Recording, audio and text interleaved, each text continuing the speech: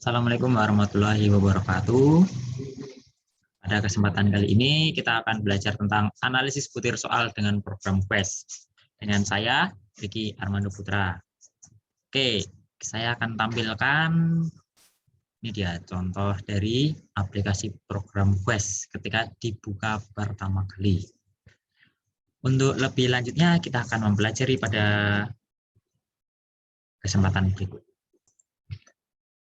Baiklah, kita akan membuka program Quest di sini. Ini saya sudah punya program Quest. Kita harus lihat dulu secara detail. Nah, saya ulangi. Oke, program Quest, tipenya aplikasi ya. Kita akan membukanya, double klik. Oke, sudah terbuka. Jadi adalah program Quest ini warnanya hitam seperti ini. Fungsinya untuk apa sih? Program Quest ini bisa kita gunakan untuk menganalisis butir soal, di mana hasilnya ini bisa berupa perbandingan tingkat kesukaran, terus ada perbandingan tingkat kesukaran masing-masing butir. Setelah itu ada count, ada presentasenya, dan masih banyak lagi. Pada kesempatan kali ini saya akan mencontohkan untuk tipe tes pilihan ganda. Saya akan membuka contoh analisisnya. Oke, saya menggunakan notepad di sini. Akan saya perbesar. Ini ada 12 baris ya. 12 baris. Bisa terlihat di bawah ini line 12. Oke, di line pertama title. Kita harus menuliskan title di sini. Title itu adalah judul. Spasi. Nah, IPA 7 ini adalah file yang akan kita analisis. Jadi dari sini sampai belakang ini adalah nama filenya. Oke, terus ada yang kedua yaitu data file. Data file ini berisi nama file beserta formatnya. Formatnya ini harus TXT ya, atau teks. Yang ketiga ada kode. Kode ini dari 0 hingga 9. Atau misalnya kita ingin menganalisis soal yang esai. Jika kita ingin menganalisis soal yang esai kan kita harus menggunakan angka dari angka 0 hingga angka 9. Nah, untuk yang ABCD ini adalah pilihan ganda. Jika kita menggunakan 5 option jawaban, kita tambah dengan pilihan E.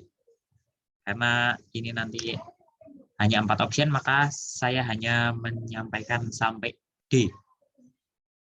Oke. Berikutnya, format ID.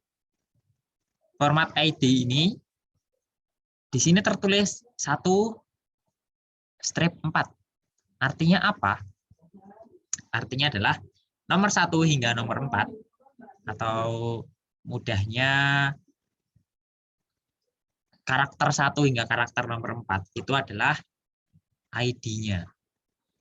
Atau bisa kita sebut sebagai nama.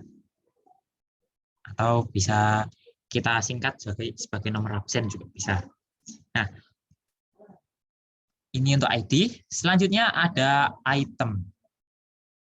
Item ini berfungsi sebagai karakter jawaban. Jadi items pakai S nomor 5 hingga 24. Artinya karakter kelima hingga karakter ke-24 adalah kunci atau jawaban dari responden. Nomor 5, key sekarang. Key ini adalah kunci jawaban. Kunci jawabannya seperti ini ada 20. Nah, kita bisa lihat nih. Misalnya K. K ini berada di sini. Berarti dia di line 5 dan di kolom pertama. Sampai bagian D, ini kolom ke-25. Sebenarnya ini 24. Kenapa kok 24? Coba kita lihat. Di paling depan sendiri ternyata sudah terhitung itu kolom pertama. Jadi ketika setelah karakter K, ternyata dia sudah masuk ke kolom ke-2. Karakter E ternyata dia di kolom ketiga, padahal karakternya baru 2. Artinya, kalau di sini kolom 25, karakternya baru 24. Terus ada set width sama dengan 107 page. Ini adalah kertas, ukuran kertasnya. Saya pakai ini. Terus nanti ada estimate, yang line ke 7.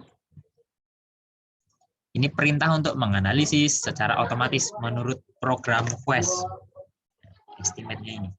Lanjutnya, nah ini kita sudah akan masuk ke bagian yang ini. So, terus ada tanda lebih besar. Ini ada 2. Output 1.txt. So ini untuk menunjukkan hasil analisis secara simultan. Jadi nanti banyak hasil analisis yang bisa kita lihat di file output 1.txt. Mengapa di sini filenya kita akan menemukan di mana? Nanti akan ditemukan di sini ketika kita mau menjalankan quest-nya. Oke, kita lanjut ke notepad tadi. So item ini kita akan tuliskan output 2.txt. So item pada output 2 ini menunjukkan hasil analisis yang menyajikan informasi tentang item secara singkat. Bisa tingkat kesukaran, bisa nilai infit main square, dan nilai infit t. Kita akan bahas di part kedua atau part ketiga nanti. Selanjutnya ada showcases, pakai S juga belakangnya. Ada di file output 3.txt. Nah, fungsinya untuk apa? File ini akan ketika kita buka, kita membukanya, akan menunjukkan hasil analisis yang menyajikan informasi tentang item secara lengkap, di mana hasil analisisnya ini berdasarkan analisis classical test theory atau CTT dan item response theory atau IRT.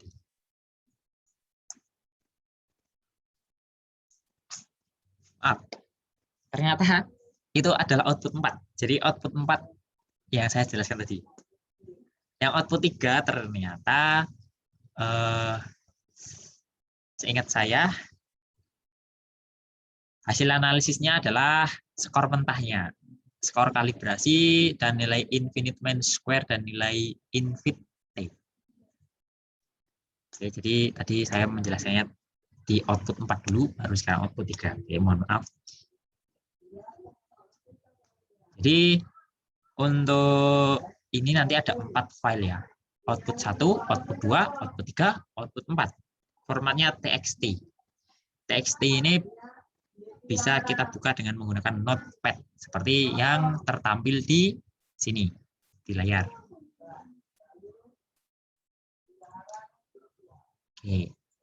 Nanti kita akan menggunakan Quest ini untuk menganalisis instrumen yang telah saya buat dan juga telah saya ujikan ke responden. Tunggu video selanjutnya. Terima kasih.